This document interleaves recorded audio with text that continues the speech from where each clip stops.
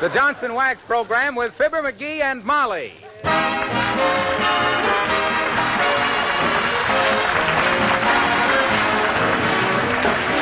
The makers of Johnson's Wax and Johnson's Self-Polishing Glow Coat present Fibber McGee and Molly, written by Don Quinn with music by the King's Men and Billy Mills Orchestra. The show opens with It's High Time.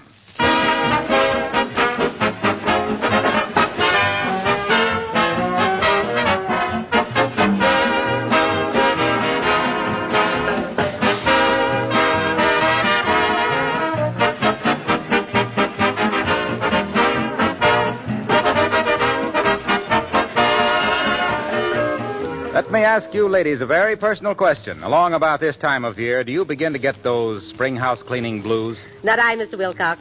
Several years ago, you sold me on the idea of keeping house with Johnson's Wax.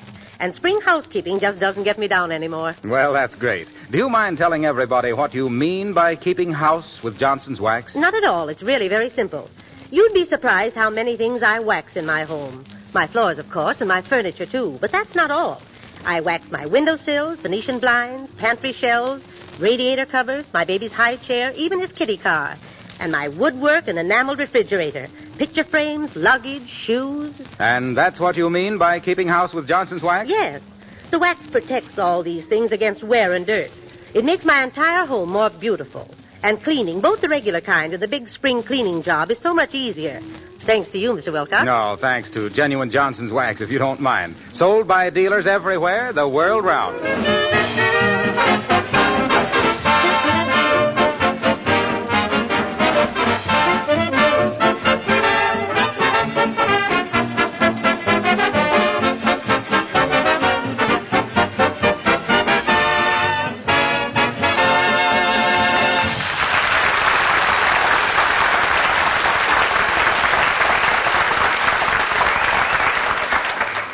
Besides a chump of himself, there are many things a man can make around the house. One of them is a telescope. And wouldn't you just know that's what the master of 79 Wistful Vista would be working on as we meet Fibber McGee and Molly.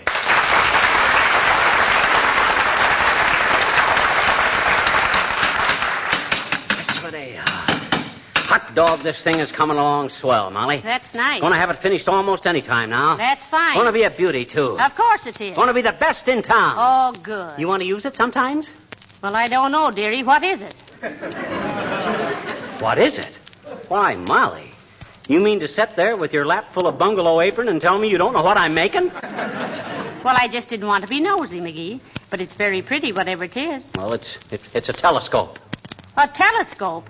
Well, now, that's very interesting, but if you think I'm going to drag that big thing to the races this summer, or to football games, or the opera... It ain't to carry. It's for me to use in my astronomy. In your what? Astronomy. If you'd take more interest in what your husband does, you'd know what I've been doing all these weeks. Well, now, whatever you've been doing, you've been simply ruining your eyes. Huh? Every morning lately, you've been coming down to breakfast with your eyes all red and watery. Tomorrow, I'm going to take you downtown to see a good optimist. I don't want to go to an optimist. My eyes are all right. Besides, I've just been working hard. You've been what? I've been working hard. Well, while you're having your eyes looked at, I'll go get my ears examined. Huh? I could have sworn you said you'd been working hard. That ratted I have been, every night. Except last night. I sat up most of the night last night and read last night. Well, now, what'd you do that for, foolish? I had to. I had a book that I couldn't lay down once I'd started it. Was it that good? It was terrible. But I was eating taffy at the time and got stuck with it. Well, now, I don't care. Your eyes need attention, and tomorrow morning we're going downtown and have you examined for glasses. Well, I've been trying to get you to go for 6 months. Well, I'm finishing this telescope tonight, and from then on, I won't have to strain my eyes. Boy, it's going to be swell to have a nice big new telescope. Here I've been spending hours out there in that backyard every night watching the sky through them old opera glasses. Who are you expecting, Santa Claus? Don't be ridiculous, Mrs. McGee. I've been checking a certain section of the consternation, and I think, mind you, that I may have discovered a... Discovered a what? Well, never mind. I want to do a little blah, blah, blah, blah. I want to do a little more checking up before I make any announcements. the guy said when he stuck his hand in the alphabet soup, I'm groping for words.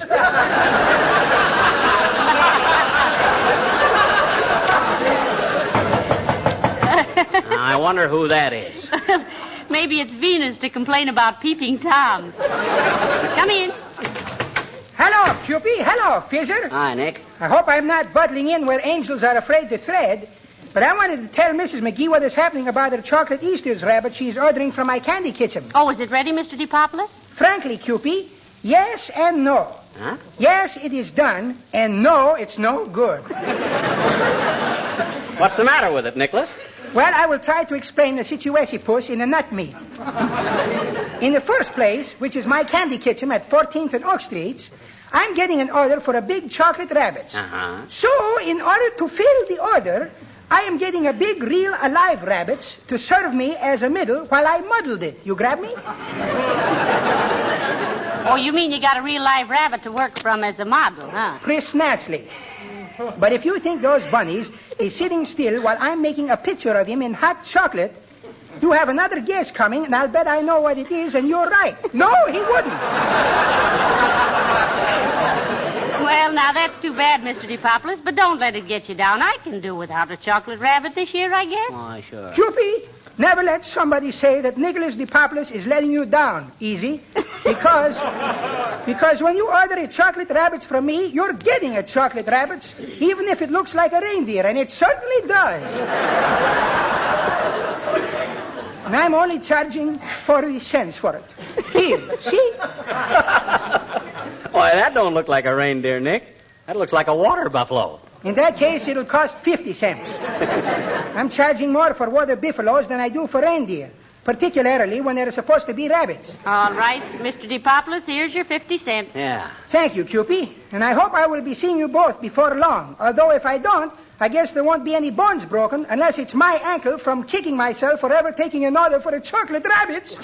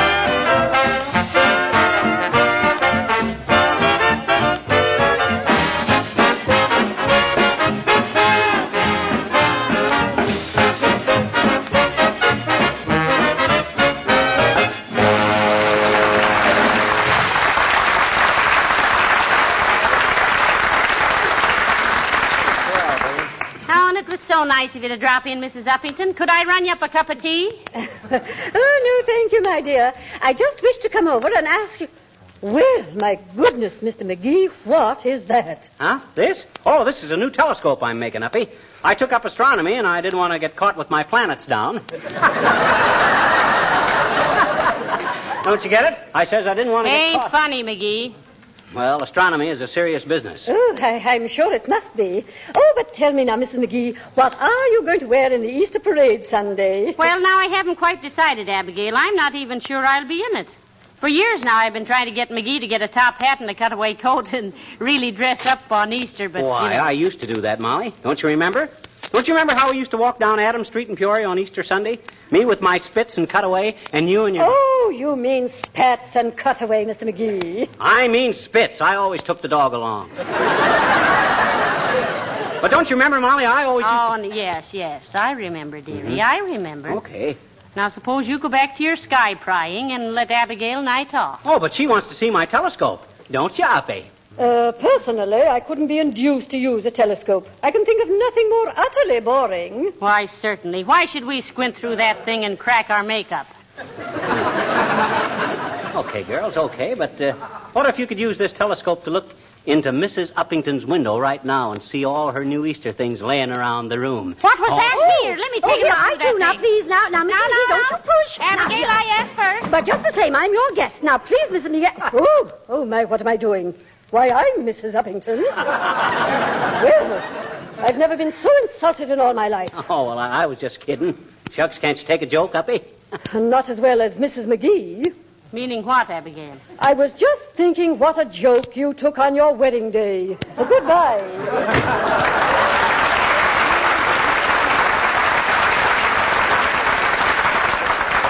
Oh, so I'm a joke, am I? Yes, but stop me if I've heard you. Now, look, dearie, let's give up this astronomy business for tonight. Your eyes look awfully tired, and I still think you ought to go see a good optimist. My eyes are all right, and I can prove it. How? Well, I ain't sure, but I'll bet I can. Now, let me see. I think if this front lens was closer to the center of the refraction... I don't know why you always have to take up hobbies that don't pay off, McGee. Can't you get interested in something with a profit? What you mean, profit? The astronomy business is looking up every day.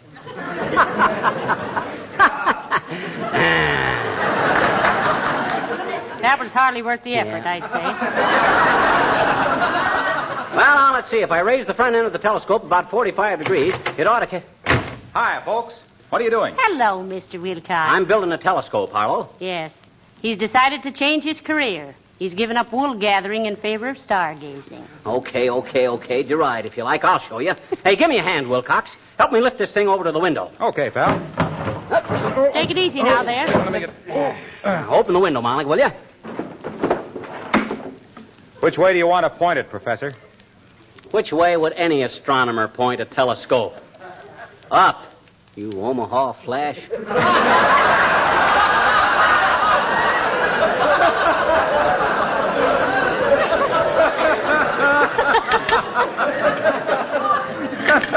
There we are. She's all set. Now, take a look through it, Harlow, and tell me what you see. Oh, okay. Oh, boy, what a sight. Oh, really? What do you see, Mr. Wilcox? The Big Dipper. How can you see the Big Dipper when you're looking straight south? This is the Big Dipper hanging in Mrs. Gildersleeve's kitchen. And there's Mrs. Gildersleeve. Oh, really? What's she doing? Let me see. She's putting some Johnson self-polishing glow coat on her kitchen linoleum. Oh.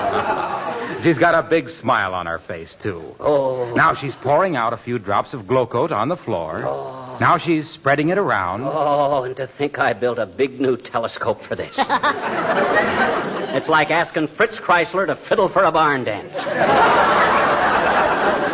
Hey, take a look, Molly. Doesn't that linoleum look gorgeous now? Let me see. Oh, beautiful. But where did Mrs. Gildersleeve go? Oh, she probably went in the other room to rest, to read a magazine. Oh. You see...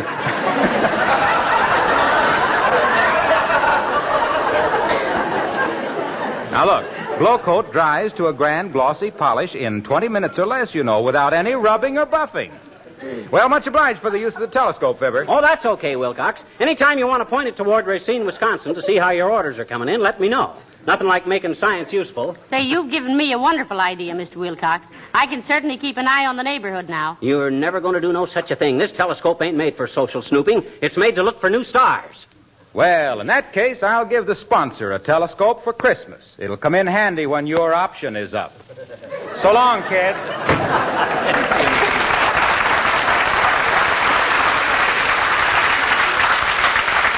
She's going to be embarrassed. Our sponsor has a telescope. Oh, yeah? What do you mean by that, anyway? Well, I could never guess, I hope.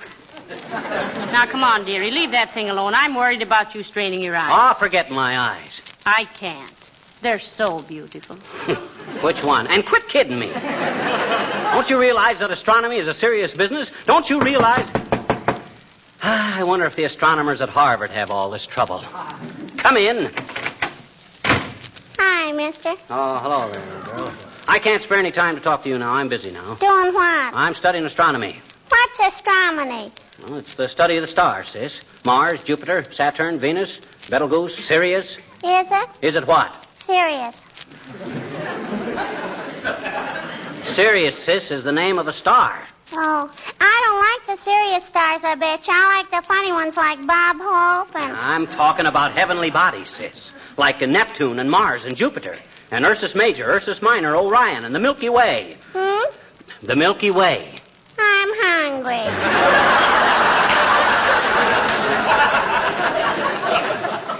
You're always hungry. Dad Rabbit, don't they feed you at home? No. What? They don't? No. Oh. They just give me the food and I have to feed myself. Oh. Well, that's tough. I know it. Yeah. Hey, what's that thing for, Mr. McGee? What? You sure dry your eyes quick. That's my telescope. Want to take a look through that telescope? Sure. Here. Well, wait till I point it at the moon for you. There. Now look through this little aperture here. See? Oh. Uh-huh. Gee, isn't that wonderful, mister? Yeah, you see the man in the moon? Is it really a man? Is it, mister? Why, of course it is. Ah, look at her, Molly. I've opened up a whole new world for the little tyke. I bet you that ain't really a man up there, I bet you. What you mean, sis? Well, it has always been my understanding that the man in the moon was an optical illusion, wherein the geographic conformations on the lunar surface gave a more or less graphic impression of a human physiognomy. I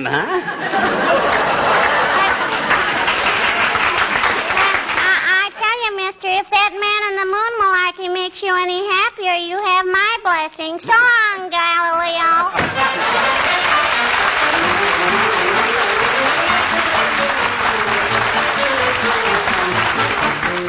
The King's Men sing The Reluctant Dragon from the Walt Disney picture of the same name. One fine day while on my way to Ipswich by the sea, I met a rather charming chap who asked me in to tea. It seems he was a dragon, you know, the kind with wings, teeth and tails and claws and scales and all those dragon-like details. I admit I jumped a bit when he began to sing. I'm the reluctant dragon, what ho, quite so, the very reluctant dragon. Oh, Betty, Betty, don't you know, they call me the timid dragon. What rot, I'm not, I just won't fight, I'd rather play. I know I shan't get hurt that way. Here we go gathering nuts in May, I'm so reluctant, oh, so reluctant. After we had sipped our tea, a thought popped in my head. A dragon here? By Jove, that's queer. He really should be dead. I say, look here, I said, aren't you a bit extinct? He looked at me and gave a cry and wiped a teardrop from his eye. Heaved his bosom with a sigh. Then he coyly winked. I'm the reluctant dragon, that's me, carefree. I'm the reluctant dragon, reluctant since 1911 BC. Could be, they call me the timid dragon. What rot, what a lot of rot. I'm not, what a lot of rot. When others fight, I run away. I guess that I was born that way. I'm to be queen of the May today. I'm the reluctant dragon. I'm frail and pale, the awful reluctant dragon. Don't step on my tail. They call me the timid dragon. What rot, I'm not, I just won't fight. I'd rather play. I know I shan't Get hurt that way. Here we go gathering nuts in May, nuts in May, nuts in May.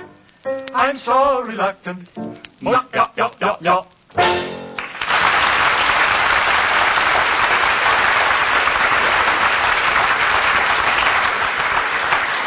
Boy, is this telescope fun. You want to take another look, Molly? No, thanks, McGee. And you better quit for the night, too. Remember how bad your eyes are getting. A good night's sleep will do you good. I ain't going to go to bed till I check on a certain part of the sky. Look, dearie, That certain part of the sky has been there for several million years. It can wait another 12 hours. Not for me, it can't. I think I'm on the verge of discovering... Discovering what? Don't be so mysterious. I'm not being mysterious. I'm just being cautious. Us scientists has got to be careful what we tell the public. Yeah, they're inclined to be a trifle Gulliver. No, you mean gullible. Huh? Gull is in bird and bull is in... McGee, what are you doing? Just trying to adjust this telescope, so... Come in. Oh, dear, oh, dear. Oh, there, folks. A lovely evening, isn't it? Hi, Gildy. Yes, it is a nice night, Mr. Gildersleeve. And your kitchen floor looks simply lovely with that fresh application of Johnson's Glow Coat. Yes, my wife thinks there's absolutely nothing like glow...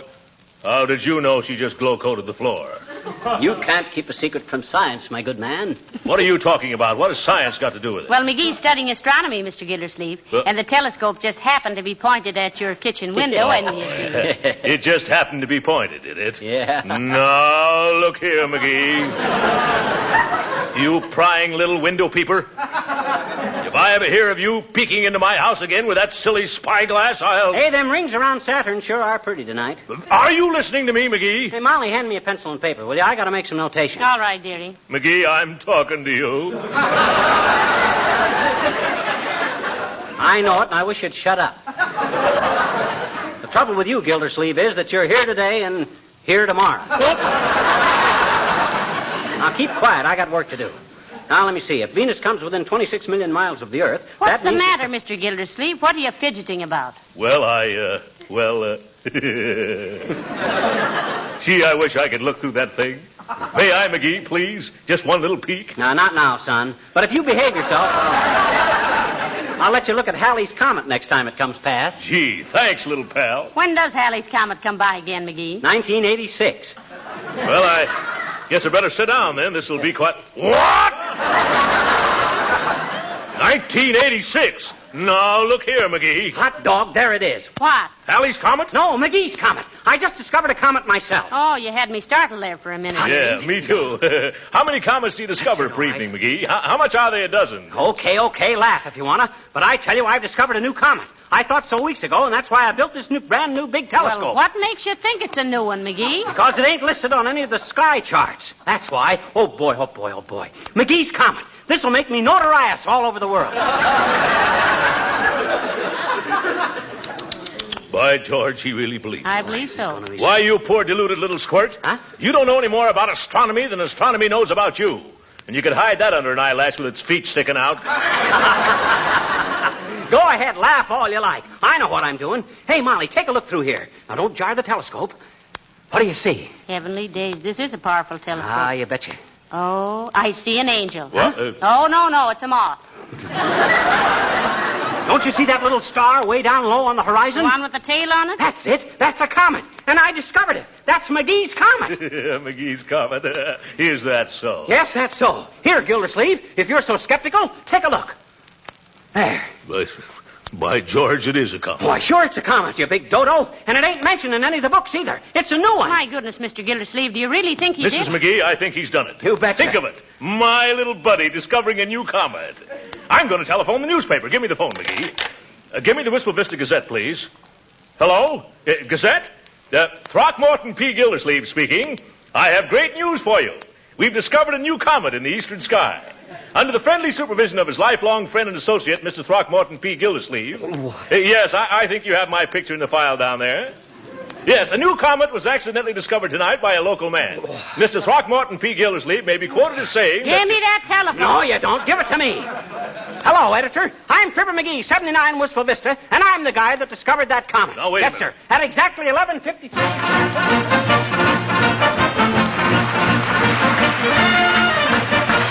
Extra, get your papers here. New comet found. Read all about McGee's Comet. Extra, get your paper here. Read all about it.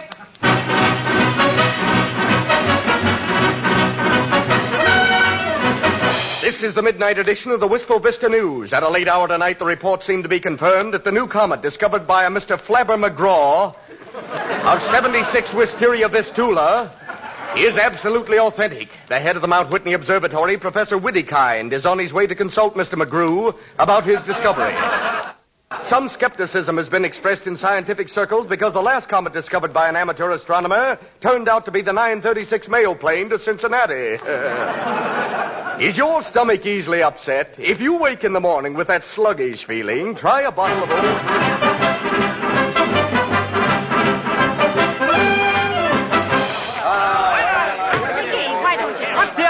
What's the idea of barging in our home I want like a picture, this? Doc. Stand over there by the telescope. You too, mister. McGee, I represent the International Association of Astronomers. Hey, what is this? Quiet, everybody. Yes, please be quiet while I verify Mr. McGee's discovery. Who are you, Bud? I am Professor Hercules Whittakind of Mount Whitney Observatory. Oh, how do you do, I'm sure. Well, I'm glad to know you, Herc.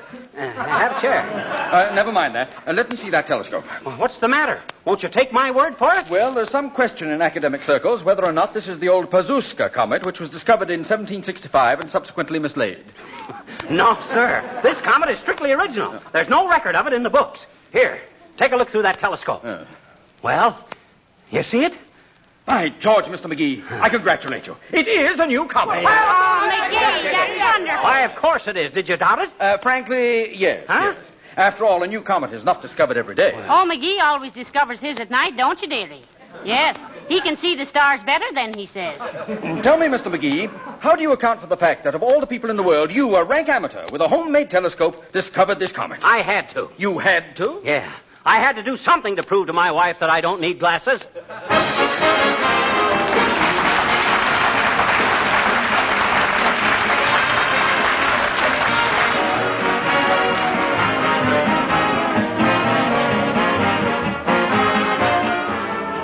Have you noticed how the days are getting longer and longer? Pretty soon, when you sit down to an early dinner, it will seem like the middle of the afternoon.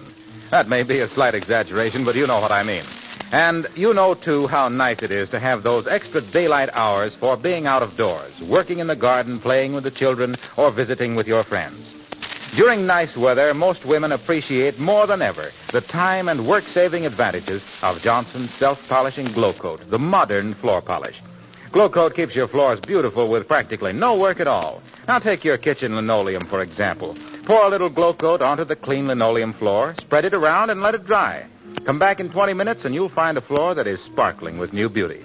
Its colors as bright and fresh as new, protected against wear, and easy to keep spotless. Besides that, Glow Coat actually makes your linoleum last longer. So, if I ask you to try Johnson's self-polishing Glow Coat on your floors, you'll pardon my enthusiasm, won't you?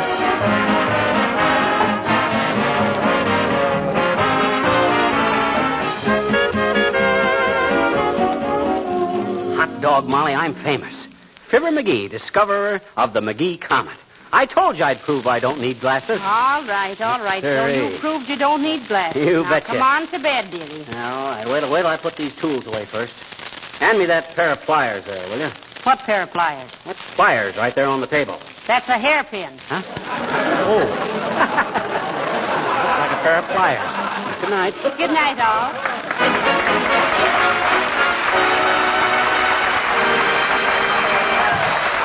This is Harlow Wilcox, speaking for the makers of Johnson's Wax and Johnson's Self-Polishing Glow Coat, inviting you all to be with us again next Tuesday night. Good night.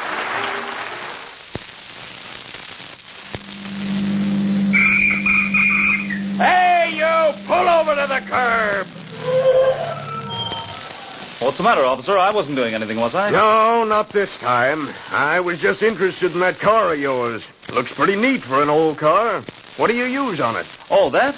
I use Johnson's Carnu. Well, I don't have but 2 days off a month, and But Carnu cleans and wax polishes your car in one operation, and half the time it used to take. It's really sensational. It is, huh? Well, I'll be sure and try some on mine. Hey, you can go now, and much obliged for the tip about Carnu. You're welcome, officer. This is the National Broadcasting Company.